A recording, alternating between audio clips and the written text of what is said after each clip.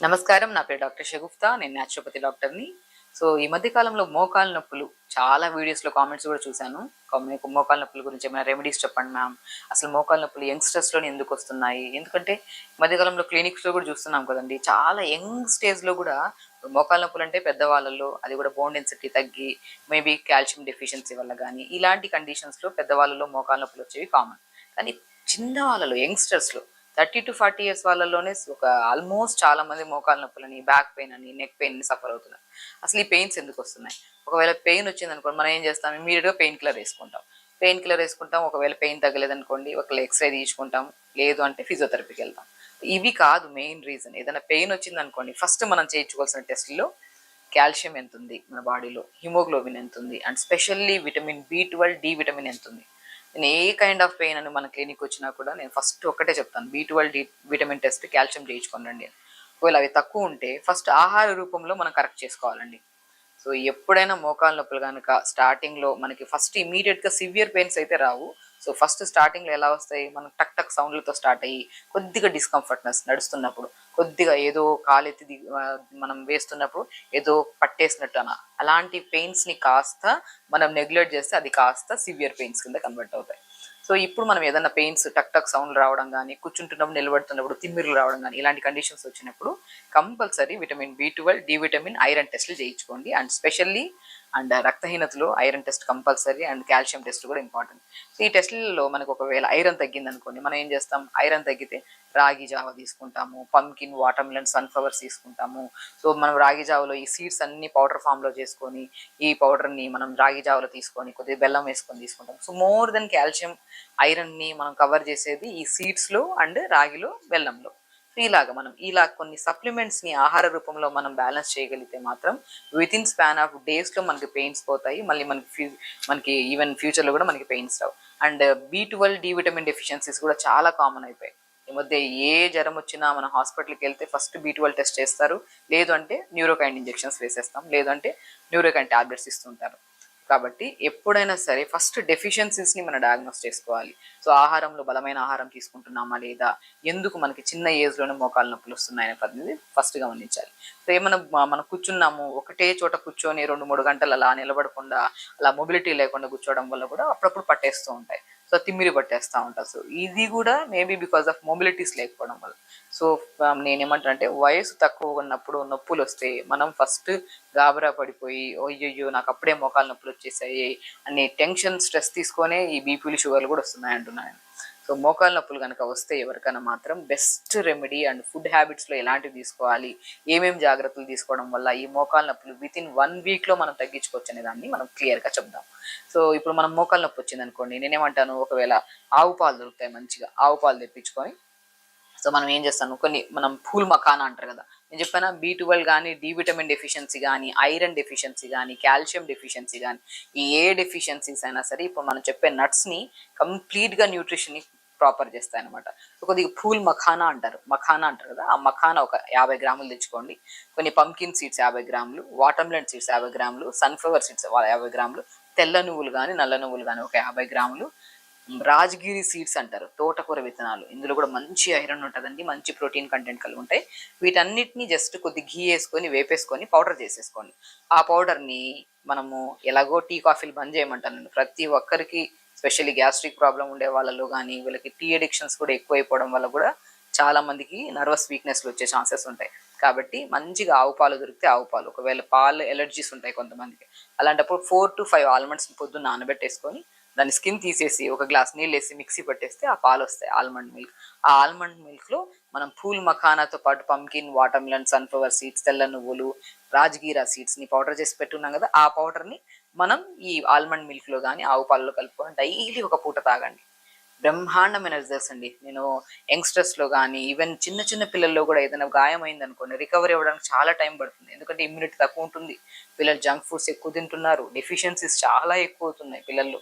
అందుకని స్పెషల్లీ చెప్తున్నాను, even though మీకు మోకాలు నొప్పులు కానీ, బ్యాక్ పెయిన్ కానీ, specially hair fall, skin type of problems ఉన్నా కూడా బెస్ట్ వేలో మనకి న్యూట్రిషన్ పరంగా హైలీ మంచిగా యూజ్ అయ్యే బలమైన ఫుడ్లలో ఎస్పెషల్లీ బోన్స్కి అండ్ నర్వ్స్కి స్ట్రెంథనింగ్గా ఉండే బెస్ట్ ఒక పౌడర్ని మనం ఇంట్లో ప్రిపేర్ చేసుకునే దాంట్లో మఖానా, పూల్ మఖానా దొరుకుతుంది. మంచి బలమైన ఆహారం అది. సో చాలా చోట్ల దొరుకుతుంది. మఖానాతో పాటు పంకిన్, వాటర్మెలన్, సన్ఫ్లవర్ సీడ్స్, తెల్ల నువ్వులు, కొద్దిగా రాజగిరా సీడ్స్ కూడా చాలా మంచిదండి. ఈ పౌడర్ ఫామ్లో చేసుకొని ఆవు పాలలో కానీ బాదం పాలలో కానీ తీసుకుంటే మాత్రం చాలా మంచి ఉపశమనం ఉంటుంది. అండ్ మనం ఇంటేక్ ఆఫ్ ఫుడ్ ఎలాగైతే చెప్పామో ఎక్స్టర్నల్ అప్లికేషన్ కూడా.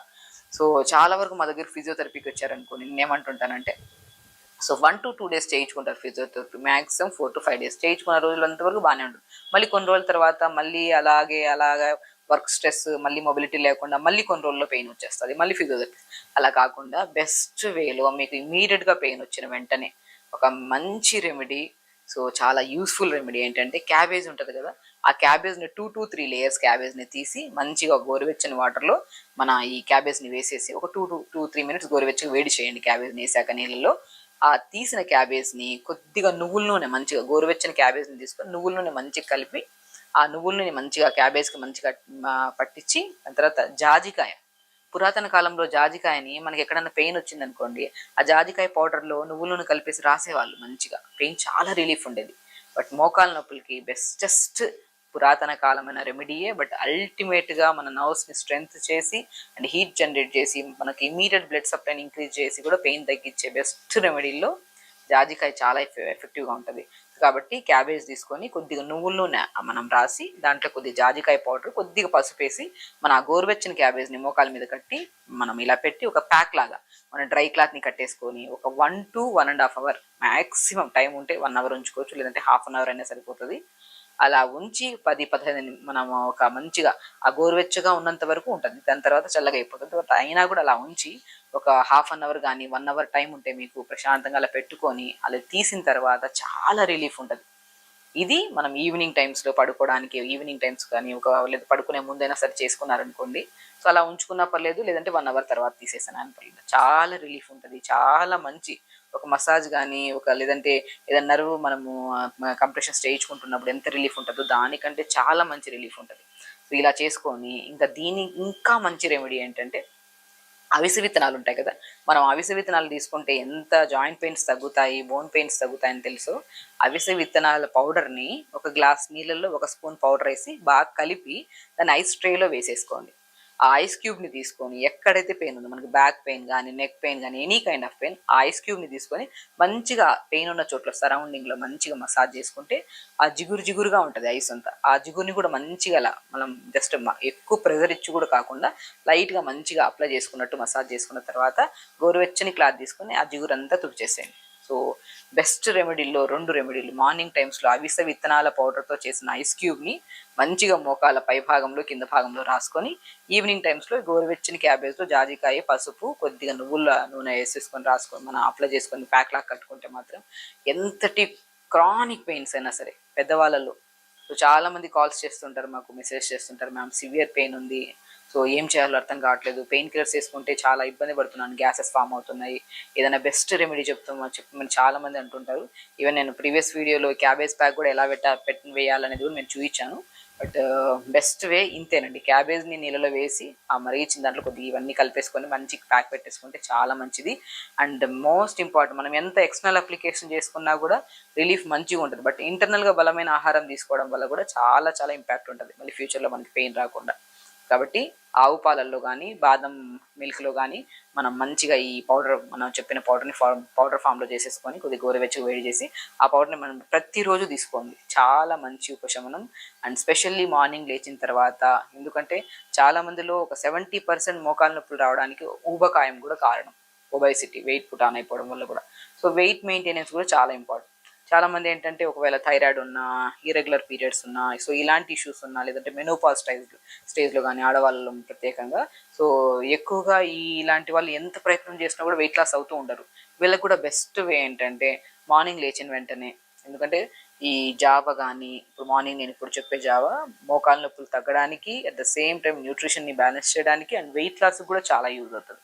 కొద్దిగా రాగి పిండి, జొన్న పిండి, సజ్జ పిండి, బార్లీ పిండి అన్ని సమపాలంలో తీసుకొని దీన్ని దోశల్లాగా కానీ లేదంటే జావ రూపంలో కానీ, దీంట్లోనే కొన్ని నువ్వులు కానీ కొద్దిగా మీకు నచ్చిన టేస్ట్ని బట్టి సాల్ట్ కానీ మీకు నచ్చిన, లేదంటే బెల్లం కానీ వేసుకొని పొద్దున పూట జావ తీసుకోండి. మంచి న్యూట్రిషన్ అండ్ మంచి అంటే మనకి ఒక రెండు మన ఎక్కువ హెవీగా తినాలన్నా కూడా క్రేవింగ్స్ని కూడా కంట్రోల్ చేస్తుంది ఈ జావ. ఇలా మార్నింగ్ పూట జావ తీసుకోవడం, మధ్యాహ్నం పూట బ్రౌన్ రైస్, ఎక్కువ ఆకుకూర ఫ్రైలు, మునక్కాడలు కూడా ఎక్కువ తీసుకోండి. మనకి మనం నట్స్లో చెప్పాము, బాదం మిల్క్లో చెప్పాము. అండ్ వెజిటబుల్స్లోకి వస్తే మునక్కాడలు కానీ మునగాకు కానీ రెగ్యులర్గా వాడడం వల్ల కూడా మనకి ఈ పెయిన్స్ అనేది మనకు అస్సలు కనపడవు. ఈ రుమటైడ్ ఆర్థరైటిస్ కానీ, సయాటికా పెయిన్ కానీ, యాంకిల్ జాయింట్స్ మడమ నొప్పులు కానీ. ఎందుకంటే మోకాలు నొప్పులు ప్రత్యేకంగా మాట్లాడడానికి కారణం ఏంటంటే రీసెంట్గా యంగ్స్టర్స్లో చాలా మంది మాకు మోకాలు నొప్పులు వస్తున్నాయి అండ్ చాలా మంది అడిగారు కూడా వీడియోస్ చేయమని చెప్పేసి ప్రత్యేకంగా చేయడం.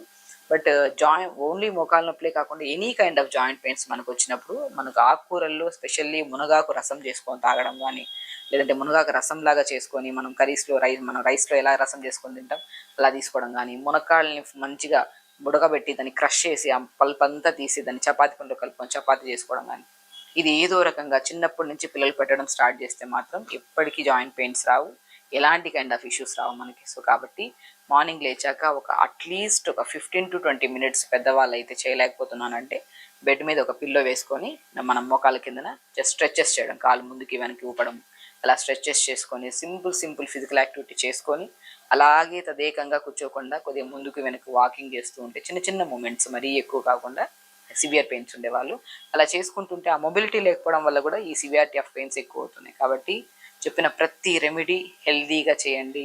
అండ్ ఎన్నో కేసెస్ని మేము చేసి సక్సెస్ఫుల్గా చేసి వాళ్ళలో ఎంతో రిలీఫ్ వచ్చింది. సో మా వరకు మీరు రాలేదు కాబట్టి మీకు ఒక మంచి సొల్యూషన్స్ చెప్పాలని చెప్పేసి మేము ఈ వీడియో చేయడానికి కారణం. కాబట్టి మంచిగా చేసుకోండి.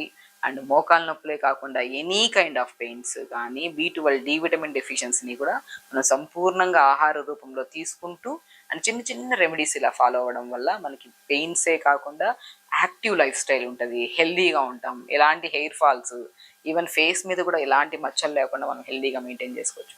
ఖచ్చితంగా చేయండి, హెల్దీగా ఉండండి, హ్యాపీగా ఉండండి. నమస్కారం.